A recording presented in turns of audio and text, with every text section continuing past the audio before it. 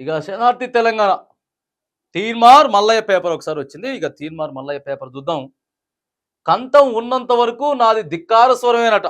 అబ్బు నీ స్వరం ఆల్రెడీ మూగబోయి 6 నెలలు అయితా ఉన్నది. నీ స్వరం మూగబోయ్యాయా 6 నెలలు అయింది. ఏం లేదు, కుక్కిన పేనున్నట్టే ఉంటున్నావు తప్పితే ఏం మాట్లాడతలేవు. ఎమ్మెల్సీ కోసమో లేకపోతే ఇక మొన్నటిదాకా ఎంపీ ఇస్తారని చూత్తివి. ఎంపీ ఇవ్వకపోయేసరికి మళ్ళా ఇక ఎమ్మెల్సీ వచ్చింది కాబట్టి 6 నెలల నుంచి వెళ్ళి ముచ్చడి చేస్తలేవు. ఇక కానీ ధిక్కార స్వరమేనట. ఒకసారి రేవంత్ రెడ్డిని ఇప్పుడు అడుగుగా, ఇప్పుడు ఒకసారి కేసీఆర్ని అడిగినట్టు రేవంత్ రెడ్డిని అడుగు, బాజాప్తా ఎట్లుంటుందో. మాట్లాడడానికి మైకు దొరికిన ప్రతి ఒక్కడు ప్రశ్నించే గొంతుక కాదు. నువ్వు ఒక్కడివి మాత్రానికి ప్రశ్నించే గొంతుకే.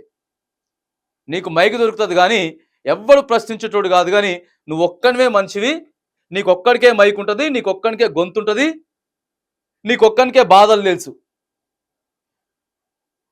10 ఏళ్ల దొరల పాలన గడిలు బద్దలు కొట్టి జైలుకెళ్ళినటువంటి చరిత్ర నాది. బీజేపీ బీఆర్ఎస్ కు పట్టభద్రులను ఓటు అడిగే హక్కు లేదు. మరి నీకుందా? పోయినసారి నువ్వు స్వతంత్ర అభ్యర్థిగా పోటీ చేసి అసలు నేను ఏ పార్టీలోకి పోను, రేవంత్ రెడ్డిది గంతుంటుందా గింతుంటుందా? ఈ కేసీఆర్ ఈయనంతా కూడా దొరల పాలన, మనం స్వతంత్రంగానే ఉంటాం. ప్రజలారా నాకు మీరు సహాయం చేయండి, మీరు నాకు సహాయం చేయండి, ఛాయ్కి పైసలు ఇవ్వండి, టీకి పైసలు ఇవ్వండి అని చెప్పి ఇవాళ నువ్వు అధికార పార్టీలోకి పోయి ముచ్చట్లు చెప్తున్నావు. ఇక మనల్ని అధ్యక్ష గెలిపించాలట. లేదే అసలు చూడాలి కింద వాళ్ళ ఛానల్లోనేనండి, వాళ్ళ ఛానల్లో కింద కామెంట్స్ చూడండి ఒకసారి. అబ్బో ఇక ఈ మామూలు కామెంట్స్ కాదు, మామూలు కామెంట్స్ కాదు. ఇక అన్న నిన్న పోయిండు ఏడికి, వరంగల్.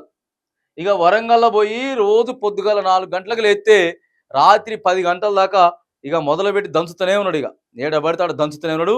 ఇక సమయం కూడా అయిపోతా ఉన్నది. ఇవాళంతా 24 తారీఖు కాబట్టి నాకు తెలిసి రేపు సాయంత్రం వరకు ఉంటుంది కావచ్చు. రేపు సాయంత్రం వరకు చేసుకోవచ్చు. కానీ అస్సలు కానే కాదు అసలు ఆ కంఠం ఉన్నంత వరకు కాదు కదా. ఇక ఎటువంటి ప్రశ్నించే గొంతుక లేదు. మొత్తం మారిపోయాడు మల్లన్న టోటల్గా మారిపోయాడు. కేవలం కాంగ్రెస్ పార్టీకి ఒత్తాసు పలుకుంటా, భజన చేసుకుంటా, బాజా భజంత్రీలు వాయించుకుంటా వాళ్ళని భుజాల మీద ఎక్కించుకునేటటువంటి ప్రయత్నం మరి చేస్తూ ఉండే. కాబట్టి పట్టభద్రులు ఆలోచించండి. మనకి ఉద్యోగాలు రావాలి, నోటిఫికేషన్లు రావాలి, మన కుటుంబాలు స్థిరపడాలి, మన జీవితాలు స్థిరపడాలంటే మాత్రానికి ఇగో కేవలం అపోజిషన్లో ఉన్నటువంటి వ్యక్తి గెలవాలి తప్పితే అధికారంలో ఉన్నటువంటి తీన్మార్ మల్లన్న కావచ్చు, ఇంకొక ఆయన కావచ్చు, ఎవరైనా కావచ్చు. కానీ అధికార పార్టీలో ఉన్నటువంటి వ్యక్తి అడగలేడు, ప్రశ్నించలేడు, ఉద్యోగాల నోటిఫికేషన్లు ఏమని చెప్పలేడు.